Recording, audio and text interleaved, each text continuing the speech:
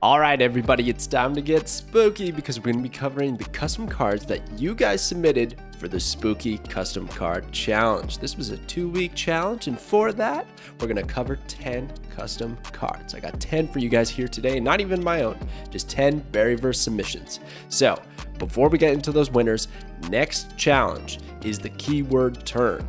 So end turn, this turn, whatever, however you want to be creative about it, it just has to have the word turn in its text, okay? That's the custom card challenge, and the theme is back to being Marvel, so a Marvel character, please.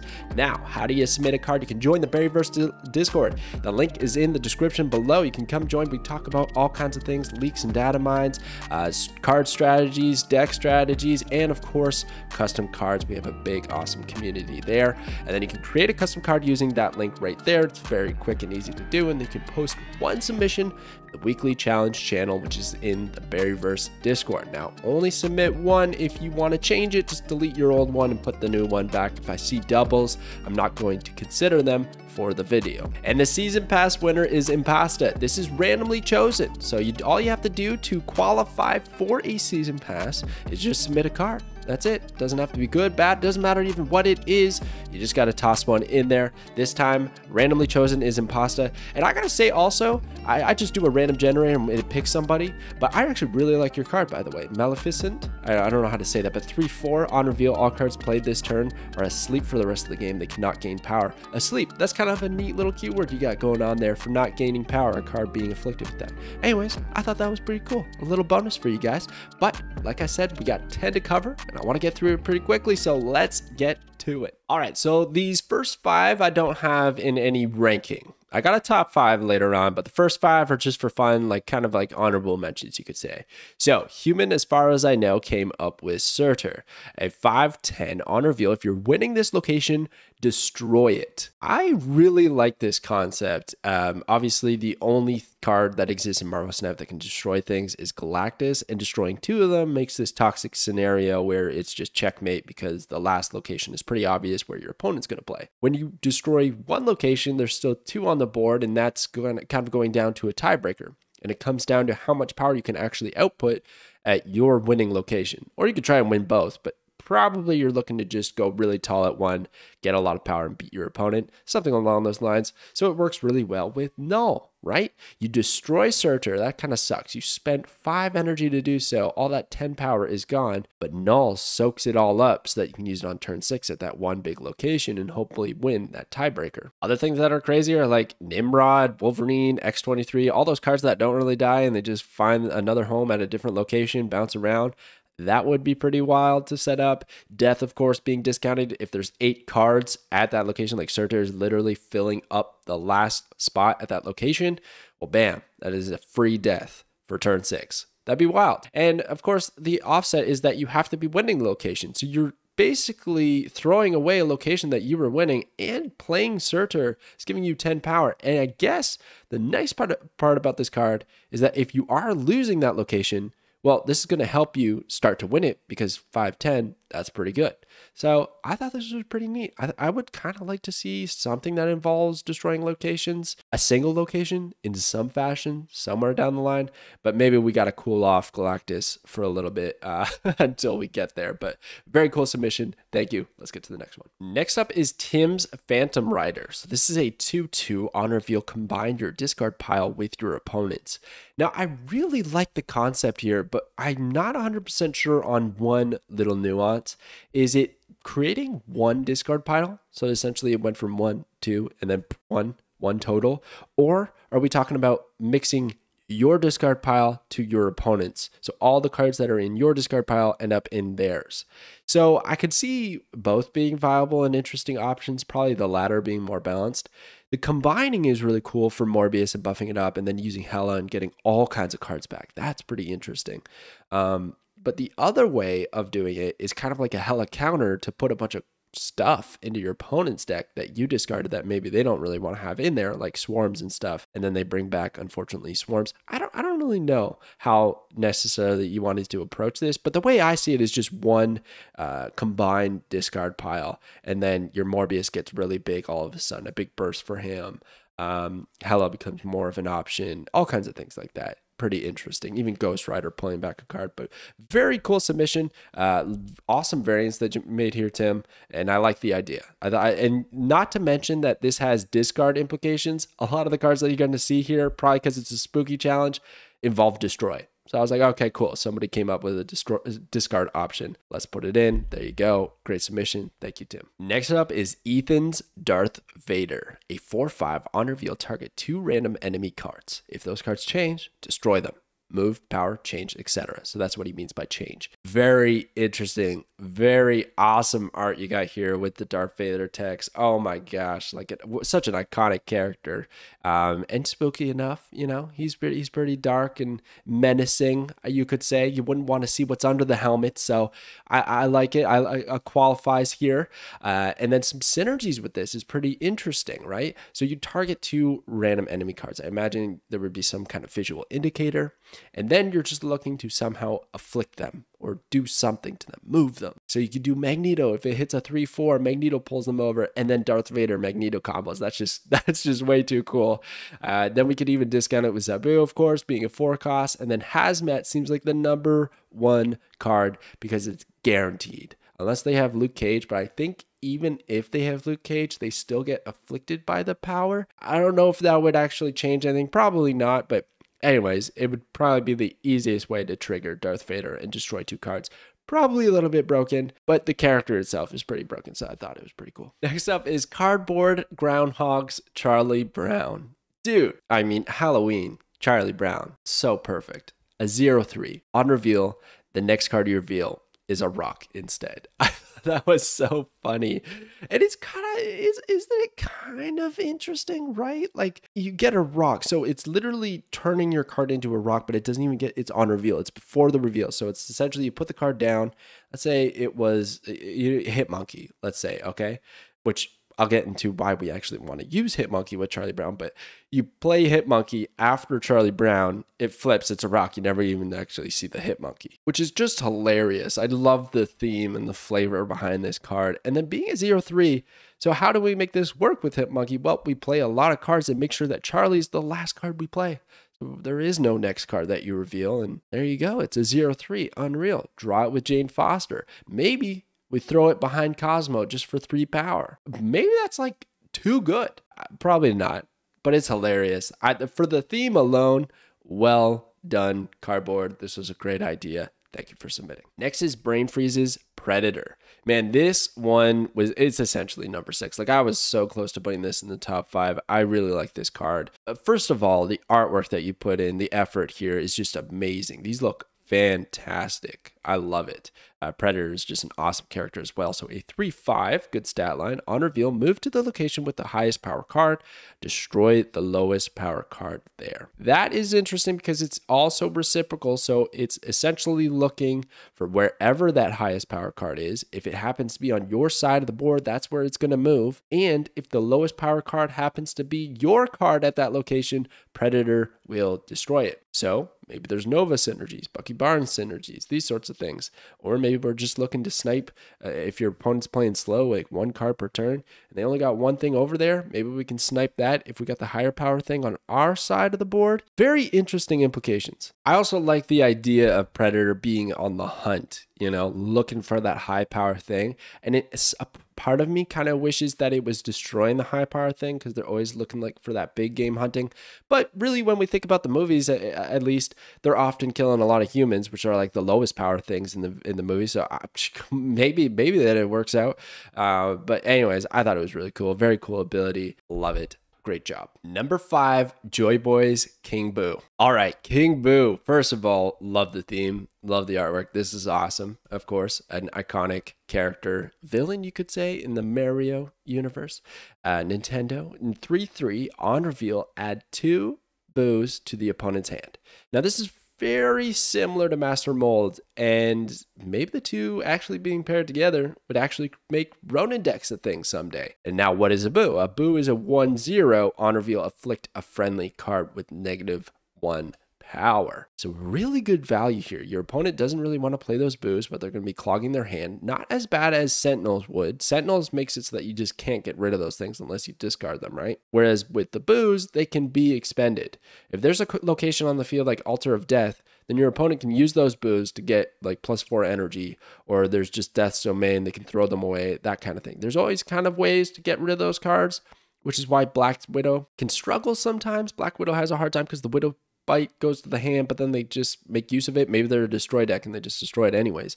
Same goes with these boos, but they at least spook your opponent's side of the board with -1 power. That's why I really like this altogether. But it's very cool. It's very reminiscent of Master Mold, but a much better, much more fun version.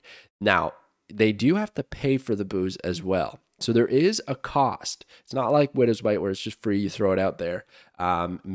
Sentinels, they do cost too, but your opponent can kind of forget about it. So either they just hold them in the hand because they don't want to use them, but then what if we got Ronin out there, we're throwing out Sentinels, we're throwing out King Boos. Maybe we do like some on reveal with Wong shenanigans. You put 4 Boos in their hand and then it's giving -4 power if they end up playing them. And then your King Boo is looking like almost a 3/7 net power essentially, with the upside of disturbing your opponent's hand, making them play something that they don't want to. I like it a lot. I think it's really cool. I would like to see more cards that kind of involve doing that, but they have to find a nice level of balance, because if there's too many cards that add stuff to your opponent's hand, that's just going to be way too toxic, right? That's just too much. So very cool idea though. I love the art. It's so cool. Thank you for submitting. Number 4. Artist VALAK. All right, Spook Factor, you got me. This is a pretty good one. I didn't even see the movies, but the art alone, I can hardly stare her in the eyes. It's creepy enough. But dude, look at the variants you got. You got the Midnight Suns one on the bottom left there, and the one in the middle almost looks like it could be like, I don't even know, like a Max Grec or something like that. And then that top one is like Art Germ style almost for VALAK, the devil, the demon. I don't even know. I didn't see the movies, but very cool. Looks amazing, of course, as always, artists. You do such a good job with these. A 5/5. This is an interesting ability, too. It reminds me, before I even get to it, of a card in Hearthstone where it was putting shadows into your deck, and then you hoped your opponent would draw those shadows. Well, here we have, at the start of the game, haunt 3 cards in your opponent's deck. On reveal, all haunted cards with less power than this switch sides. So essentially, we're hoping that our opponent draws those haunted cards. I think it'd be very interesting as well if we don't see which cards are haunted. So when the on reveal triggers, they just switch sides and it's like, oh, those were the haunted ones. Maybe it's not even that good for us. Maybe they're like something like some 1-drops that we didn't even want. Now they're on our side and they clogged our board. So do you like hold on this card till turn 6 or turn 5? Maybe you don't even have any haunted and then you end up literally with just a 5/5. Like there's quite the RNG aspect. You play around 5, your opponent still has 4 cards in your deck, so maybe you want to wait till turn 6, but you don't know. And maybe if there is a visual indicator, then you just run with that. If there is a visual, then you'll know what you can pull over, and that could work too. That could be quite powerful. Then you got to hope that also VALAK is high enough power, and then the power actually has implications. But switching sides is a very touchy scenario. That you could pull over some really power play cards. Like we're looking like Iron Man having lower power, these sorts of things. Like you gotta watch out. But I do really like the concept of an at the start of the game mechanic, but it affects your opponent's deck. You know, we've seen like Thanos and High Evo for our decks, but it'd be cool to affect your opponents without them really knowing. And also something balanced like this that allows them to keep playing their deck the way they want to, but maybe negative implications later on, which is kind of neat. This would be a tough one to deck build with too. There's not a whole lot you can like really hope to achieve, I would say. You're really just hoping that your opponent does the work for you so that when you do play VALAK, it's worthwhile. But very cool idea. Amazing art, dude. Amazing art. You kill it. Number 3 is Menga Ka Jones Jason. Oh, Jason. A credible Halloween character, of course. My goodness. 10 out of 10 with that idea. And look at the text art you got on that. And some really cool variants here as well. Love it. Another 5/5 as well. On reveal, move all cards at this location with less power to other random locations. Dude, I love this one so much because you're just spooking all the little guys, which is exactly what Jason's doing. He's hunting everyone down, killing them off one by one. They don't even know it. They're running away for their lives, and that's what this one does. It's kind of like Juggernaut almost.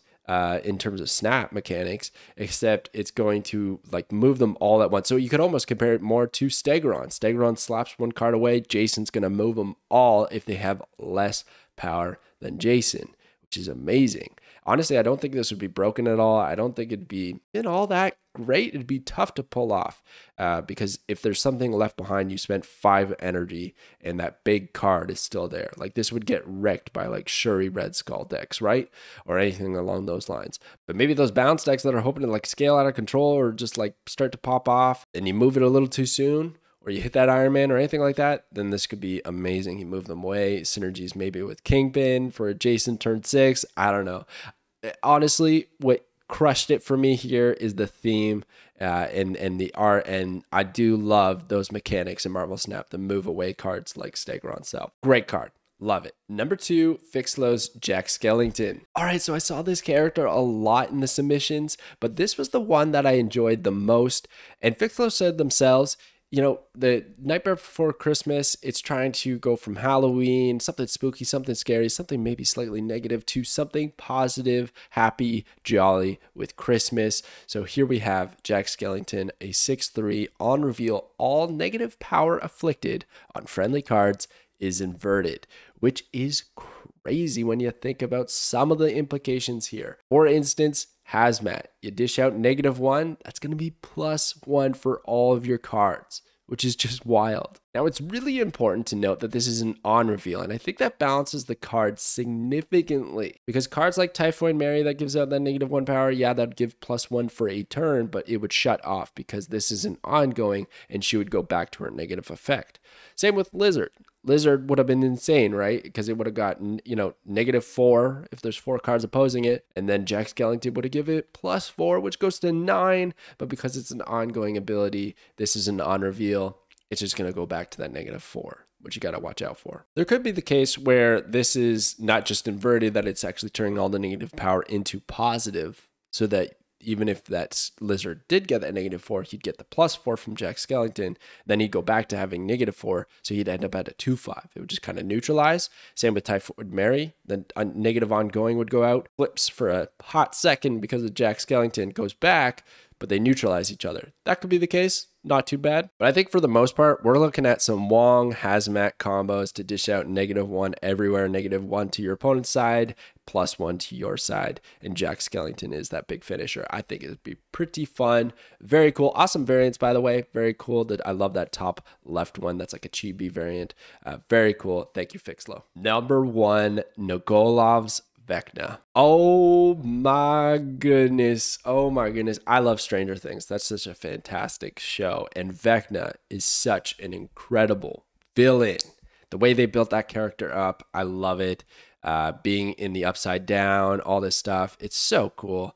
And here we have an incredible artwork made by Nogolov, this card. And here we have VECNA made by Nogolov. So cool, so well done. Nogolov always does such a great job with the custom cards.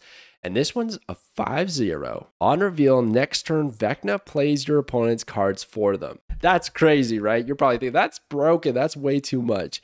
But there is some things that I would like to point out. One, it'd be kind of like Agatha, right? Or Ego just starts to play cards, which usually they do the most stupid thing possible and it doesn't work out. So fair play. The other thing is that with VECNA being a 5/0, you're essentially completely losing tempo so that turn 6, you hopefully can find a way to win the game, right? Which, you know, you could probably do, but at the same time, your opponent's putting out power, and on turn 6, the AI, or whatever is taking control, the RNG, the ego, is still going to put out power, still going to play out the curve. So it's not like you've stopped them from playing any cards. They're still going to play cards. So you got to watch out. Then, also, we could think about Mr. Negative, right? We flip it when Mr. Negative comes to 0/5, and then the next turn, your opponent's cards is played for them. So I don't actually think that is all that great, because you're trying to get Mr. Negative out on 3-4, then you'd have to draw VECNA, and by the time you're actually playing VECNA, you're hoping it's turn 5, hopefully,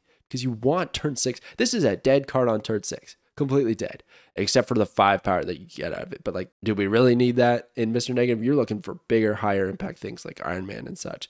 So regardless, you're still trying to play this on 5. So really the only thing you're doing by Mr. Negative flipping this, in my eyes, is you're really just getting 5 power instead of 0, which could be really good. And you could play something else on that turn 5 as well. So there is some strategy, some potential there. By the way, I have no idea why nothing is showing up here. It's like kind of bugged. I apologize. I got to find a better way to show you guys all the other submissions from the Berryverse. But regardless, VECNA is a very cool card. The artwork is just so good. The ability is really interesting as well. Easily would become the most toxic, most hated card in Marvel Snap, but it's VECNA, so doesn't it just kind of work? And it's spooky, right? These abilities got to scare the shit out of us, or else they're not doing their job. They're not fitting up to the challenge. They're not number 1 potential. There you go. VECNA gets number 1. Thank you, Nagolov. Thank you, everyone who submitted a card during this 2-week challenge. We're back to the 1 weeks for now. And the next one is turn. So any custom card that has the keyword turn in its text will qualify. I look forward to seeing what you guys submit. Happy Halloween, everyone. I hope you enjoy your time. And thank you for watching, and I'll catch you guys next time.